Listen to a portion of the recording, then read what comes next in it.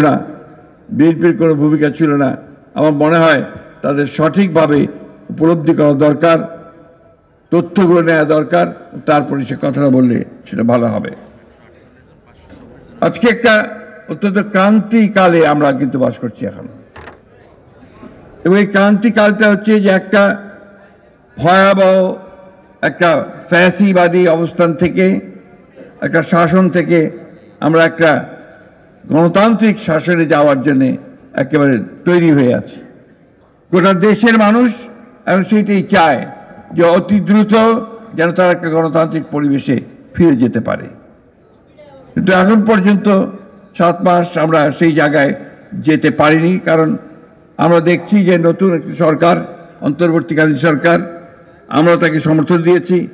তারা চেষ্টা করছেন অতি দ্রুত কিছু কাজ শেষ করে এই নির্বাচনের দিকে যাওয়ার। কিন্তু এর মধ্যেই কতগুলো সন্দেহের সৃষ্টি হয়েছে মানুষের মধ্যে। সেই সন্দেহটা হচ্ছে যে আদৌ নির্বাচনটা এরা আন্তরিক কিনা। কারণ আছে এই সন্দেহ সৃষ্টি হওয়ার। তার মধ্যে গতকালই একটা খবর বেরিয়েছে, নিশ্চয়ই আপনারা দেখেছেন, যে স্থানীয় সরকার উপদেষ্টা যিনি আছেন তিনি বলেছেন ফ্যাসিস্টদের লোকেরা যদি কেউ মাপ চেয়ে নির্বাচনে অংশ নিতে চায় তাহলে তারা অংশ নিতে পারবে। এটা কি আপনারা মেনে নেবেন? তোমরা এটা মানবে? এর থেকে এটাই প্রমাণিত হয়েছে যে তারা এখন তাদের নিজেদের স্বার্থে ওই ফ্যাসিস্টদেরকে তারা জায়গা দিতে চায়। আমি কথাটা এই জন্যই তুললাম, যেটা অনেককেই দেখলাম, আমি আপনারা ঠিক খেয়াল করেননি। এই কথাটা কালকে স্থানীয় সরকার উপদেষ্টা বলেছেন, হুইচ ইজ ডেঞ্জারাস।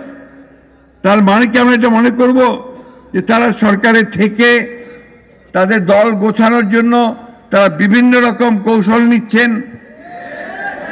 সেই কৌশল নিলে তো আমরা তা হতে দেব না, এই দেশের মানুষ তা হতে দেবে না।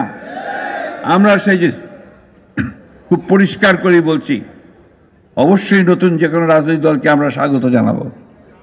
ছাত্র সংগঠন ইতিমধ্যে করেছেন, আমরা স্বাগত জানাচ্ছি। যখনই দল তৈরি করবেন স্বাগত জানাবো। তার অর্থ এই নয় যে আপনারা সরকারে বসে সরকারের সমস্ত সুযোগ সুবিধা নিয়ে আপনারা আপনাদের দল গঠন করবেন, সেটা কখনোই মেনে নেওয়া হবে না। আমি আবারও বলতে চাই অন্তর্বর্তীকালীন সরকারকে এবং সরকার প্রধানকে যে আপনি অবিলম্বে এই বিষয়গুলো ব্যবস্থা নিন, তাহলে জনগণের যে আস্থা আপনাদের উপরে আছে সে আস্থাও আপনাদের উপরে আর থাকবে না। আমি যখন প্রথম বলেছিলাম যে যদি এই অন্তর্বর্তী সরকারের কেউ নিরপেক্ষতা হারায় তাহলে আরেকটি নিরপেক্ষ সরকারের প্রয়োজন হবে বলেছিলাম না? কেন বলেছিলাম তা এখন প্রমাণ হচ্ছে। তখন তিনি বলেছিলেন যে আমি নাকি 1-11 দিকে নজর দিচ্ছি। আমরা 1-11 ভুক্তভোগী। 1-11 যারা তৈরি করেছে তারা টিকতে পারেনি মানুষের কাছে। আবারও হুঁশিয়ার করে বলে দিতে চাই, যদি আবার কেউ সেই 1-11 কথা চিন্তা করেন, গণতন্ত্রকে বিসর্জন দিয়ে আবার সেই একদলীয় শাসন বা ফ্যাসিস্ট আন্দোলন, ফ্যাসিস্ট সরকারের দিকে যেতে চান, তাহলে কখনোই জনগণ তা মেনে নেবে না।